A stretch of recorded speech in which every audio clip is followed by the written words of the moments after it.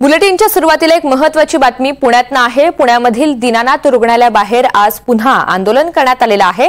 राष्ट्रवादी शरद पवार गटाकडून आज पुन्हा आंदोलन सुरू करण्यात आलंय।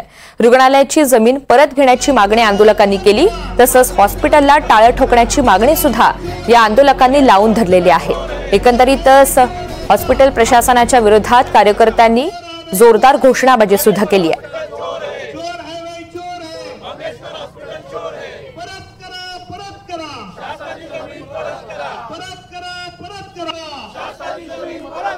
या आंदोलनाचा आजचा दुसरा दिवस आहे। काल सुद्धा सर्वपक्षीय आंदोलन या ठिकाणी रुग्णालयाच्या बाहेर करण्यात आलेलं होतं। यामध्ये ठाकरे गटाचे कार्यकर्ते, शिंदेंच्या शिवसेनेचे कार्यकर्ते आणि राष्ट्रवादीचे कार्यकर्ते सहभागी झालेले होते।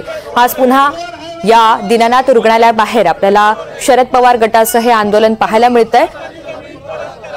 रुग्णालयाची जमीन परत घेण्याची मागणी करण्यात आलेली आहे, तसंच हॉस्पिटलला टाळं ठोकण्याची मागणी सुद्धा या आंदोलकांनी मांडलेली आहे।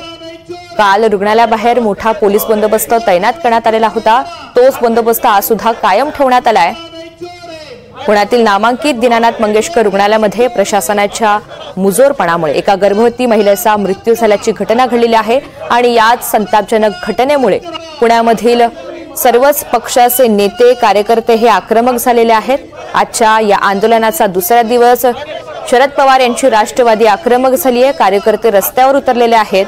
या प्रकरणामुळे सर्व स्तरातून खरं तर रोष व्यक्त केला जातोय।